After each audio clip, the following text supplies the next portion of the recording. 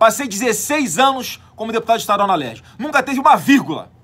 É só após as eleições de 2018 é que começou o problema todo. Por que será? Qual é a coincidência? Qual o fato novo? Jair Bolsonaro ser eleito presidente do Brasil? Oi pessoal, tudo bem? Eu sou Alex Bonomo do site Protesto Diário e dessa vez eu tenho que concordar com o senador Flávio Bolsonaro. Em 16 anos que ele estava na Assembleia Legislativa, nunca levantaram a questão das rachadinhas como um problema. Só foram levantar depois da eleição do Bolsonaro. Nisso ele tem razão. Acompanhe conosco.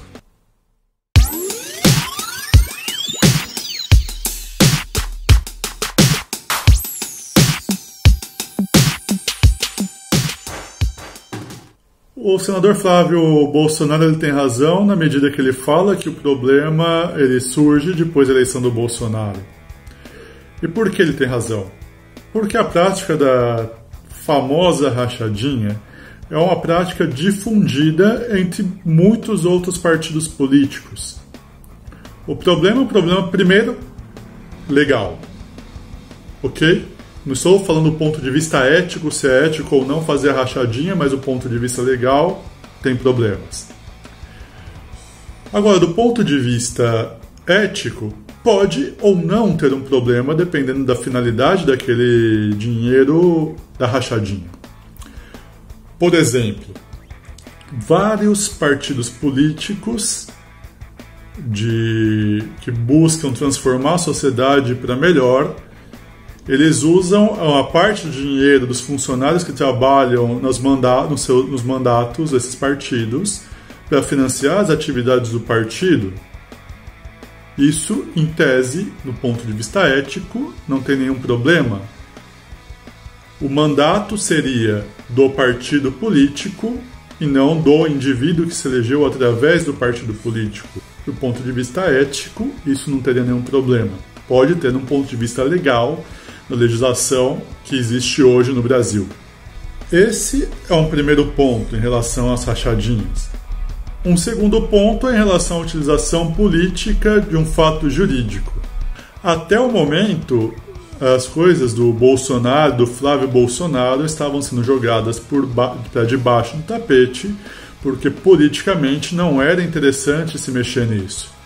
Agora as coisas começam a aparecer com maior força, inclusive prenderam o Queiroz. Aliás, duvido que não sabiam onde o Queiroz estava. Porque existe uma disputa sendo desenhada entre o Poder Judiciário e o Poder Executivo. Esse é o momento em que os fatos jurídicos que existem no caso do Bolsonaro e da sua família, eles vão ser usados para atacar politicamente o presidente. E daí as mentiras do presidente elas começam a aparecer muito claramente. Nesse vídeo que a gente vai passar aqui, o Bolsonaro fala que o Queiroz não estava se escondendo, que não tinha nenhum mandato de prisão contra o Queiroz. Vejamos. Deixo bem claro, não sou advogado do Queiroz e não estou envolvido nesse processo.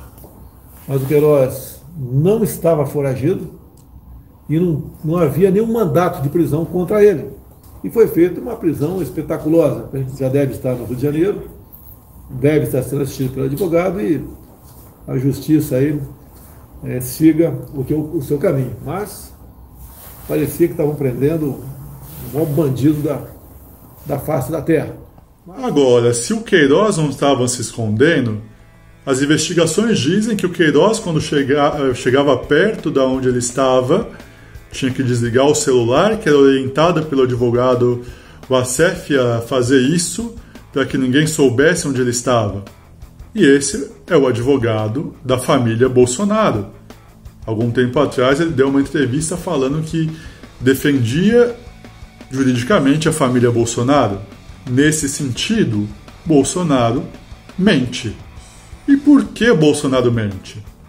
Porque a ligação entre o Queiroz, a família Bolsonaro, o ex-miliciano Adriano da Nóbrega, que foi assassinado na casa de um vereador bolsonarista pela polícia, vai levar toda essa discussão sobre a rachadinha para o submundo das milícias, inclusive com uma parte desses milicianos podendo estar envolvidos, uma parte desses milicianos próximos da família Bolsonaro, podendo estar envolvidos no assassinato da vereadora Marielle Franco. Outras informações da investigação mostram que um dos advogados do Flávio Bolsonaro, Luiz Boto, teve uma reunião com o advogado Wassef e algumas informações, algumas mensagens foram trocadas entre a família do Queiroz e a família do Adriano da Nóbrega, aquele miliciano assassinado, para a troca de informações e uma possível organização de um plano de fuga para o Queiroz e a sua família.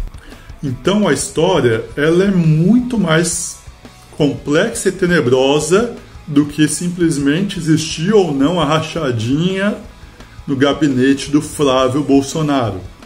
Investigações às quais o jornal Intercept Brasil teve acesso mostram como esse dinheiro da rachadinha, que uma parte ia para o senador, hoje senador Flávio Bolsonaro, como esse dinheiro ajudou a construtoras ligadas a milicianos a construírem prédios em favelas no Rio de Janeiro, especificamente em Rio das Pedras e Muzema, e como esses prédios eram vendidos pela milícia, os apartamentos desses prédios eram vendidos pelas milícias, muitas vezes construídos em terrenos ilegais, e como o repasse desses lucros obtidos com a construção e venda desses apartamentos era feito pelo Adriano da Nóbrega para o senador Flávio Bolsonaro e também pelo ex-assessor Fabrício Queiroz. Foram identificadas 438 transferências feitas pelo Queiroz para a conta do Flávio Bolsonaro. Então as investigações estão analisando toda essa cadeia de divisão do dinheiro da rachadinha dos assessores do gabinete do Flávio Bolsonaro, como esse dinheiro era usado para financiar, por exemplo, as construtoras das milícias, e como a venda desses apartamentos construídos em terrenos ilegais voltava para o senador Flávio Bolsonaro, podendo configurar a lavagem de dinheiro. Por isso, a provocação inicial, o problema nunca foi a rachadinha, apesar de ser ilegal do ponto de vista jurídico.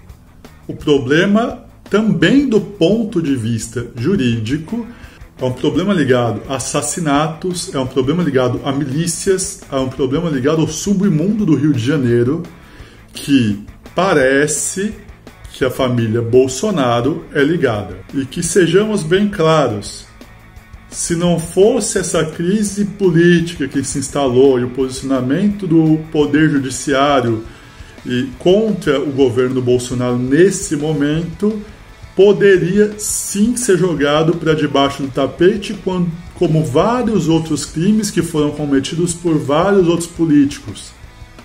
É só pegar o exemplo dos crimes cometidos pelos políticos do PSDB que nunca são investigados. E vamos ver se essas investigações finalmente vão ser utilizadas para condenar membros da família Bolsonaro, membros da milícia, se chegar ao esclarecimento, por exemplo, da morte da vereadora Marielle Franco, e como isso vai ser usado politicamente para tentar salvar o Brasil desse presidente maluco que a gente tem. É isso, pessoal. Se vocês gostaram do vídeo, favor inscrever-se no canal, nosso canal no YouTube, www.protestodiario.com/YouTube. Siga a gente nas redes sociais. O endereço é o mesmo, www.protestodiario.com/Facebook ou /Twitter ou /Instagram. E a gente vai publicando mais vídeos discutindo a política nacional e também a política internacional. Um abraço, tchau, tchau.